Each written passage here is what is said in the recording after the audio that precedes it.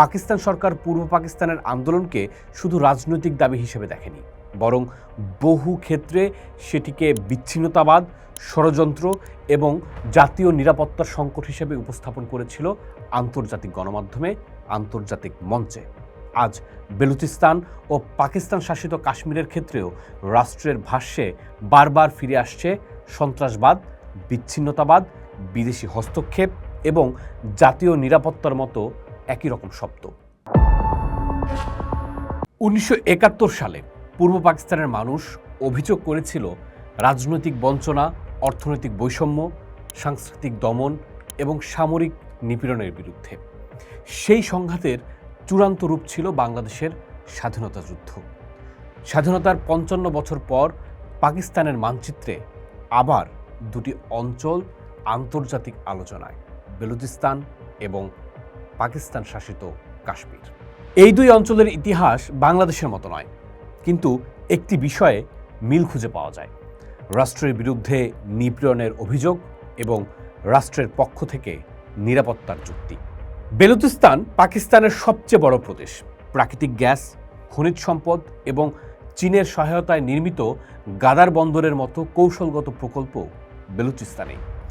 বহু বেলুচের অভিযোগ তাদের ভূমি ও সম্পদ থেকে সবচেয়ে বেশি লাভ পায় কেন্দ্র, কিন্তু স্থানীয় জনগণ উন্নয়ন, কর্মসংস্থান এবং রাজনৈতিক প্রতিনিধিত্বে পিছিয়ে থাকে। এই অসন্তোষ থেকে বিচ্ছিন্নতাবাদী আন্দোলনের জন্ম হয়। আন্তর্জাতিক মানবাধিকার সংস্থা অ্যামনেস্টি ইন্টারন্যাশনাল এবং হিউম্যান রাইটস ওয়াচ বহু বছর ধরে অভিযোগ করে আসছে, বেলুচিস্তানে জোরপূর্বক গুম, নির্বিচার গ্রেপ্তার এবং আন্দোলনকারীদের দমন এর পাশাপাশি বিচার বহির্ভূত হত্যার ঘটনা ঘটছে। পাকিস্তানের নিজস্ব তদন্ত কমিশন COIED এর হিসাব অনুযায়ী 2011 সাল থেকে এ পর্যন্ত অন্তত 10,078টি গুমের ঘটনা নথিভুক্ত হয়েছে, যার মধ্যে 2,752টি বেলুচিস্তানি। মানবাধিকার কর্মী মেহরাং বালুচের মতো ব্যক্তির অন্তর্ধান এই তালিকার একটি সাম্প্রতিক উদাহরণ।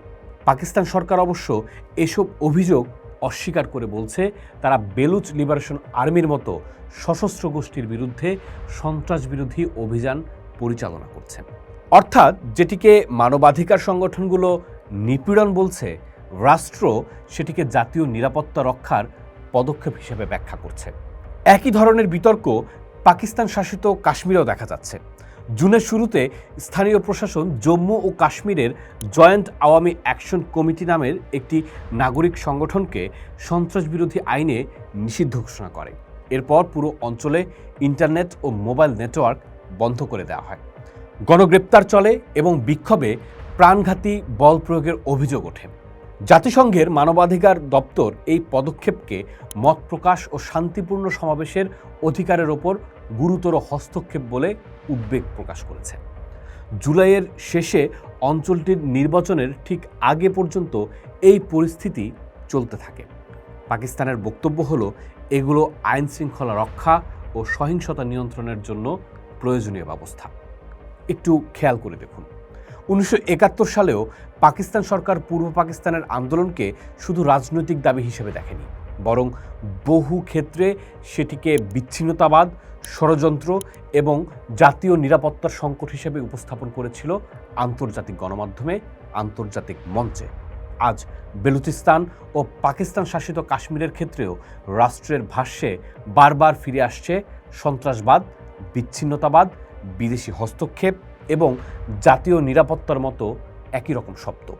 আরেকটু ভেবে দেখা দরকার, কারণ বাংলাদেশের মুক্তিযুদ্ধ, বেলুচিস্তানের বিচ্ছিন্নতাবাদী আন্দোলন এবং পাকিস্তান শাসিত কাশ্মীরের রাজনৈতিক সংকট, এই তিনটি একই ইতিহাস নয়, একই আইনি বাস্তবতাও নয়। কিন্তু amnesty international, human rights watch এবং HRCPর মতো সংস্থাগুলো প্রতিবেদনে একটা মিল বারবার উঠে এসেছে: রাজনৈতিক সংকট মোকাবেলায় অতিরিক্ত নিরাপত্তা কেন্দ্রিক রাষ্ট্রীয় প্রতিক্রিয়ার অভিযোগ।